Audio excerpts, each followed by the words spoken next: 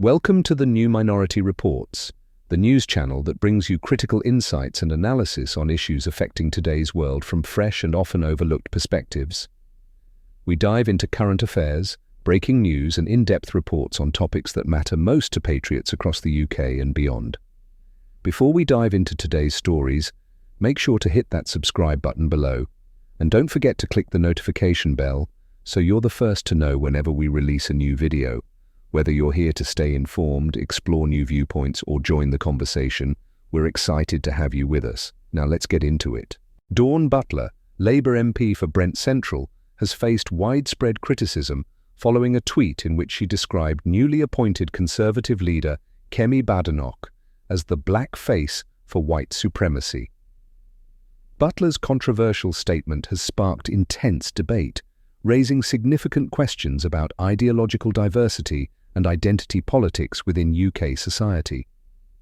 Butler's tweet argued that Badenoch's leadership undermines black British communities by aligning with conservative policies that some on the left perceive as damaging to minorities.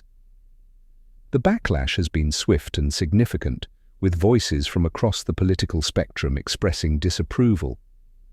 Many have pointed to the perceived hypocrisy in Butler's criticism, arguing that her comment diminishes the value of political diversity within the black community. Supporters of Badenoch argue that her success represents a powerful statement on inclusivity and individual achievement, and that Butler's remarks do a disservice to her right to ideological independence. Shockingly, Labour leader Keir Starmer has yet to withdraw the Labour whip from Butler, a fact that has drawn surprise from many. Given Starmer's public stance against divisive language, critics expected a firmer response to Butler's comments. In failing to act, some argue that Labour is reinforcing a narrow view of acceptable political representation for minorities. This exchange also underscores a broader, complex issue within modern British politics: the tension between identity politics and individual freedom of thought. Badenoch has consistently voiced opposition to what she sees as divisive identity narratives, advocating instead for policies that promote unity through personal success. For her, Butler's remarks are seen as an attack on her independence and a narrow view of what black representation should look like. As Badenoch steps into her role as Conservative leader, her leadership will likely continue to challenge traditional narratives on race and identity, prompting the UK to reflect on what it means to embrace true diversity of thought within its political landscape. Over the weekend, it was reported that 433 illegal migrants entered the UK, adding to an already record-high year for Channel crossings. The mounting number of arrivals continues to strain local resources and escalate debates on how best to address illegal immigration.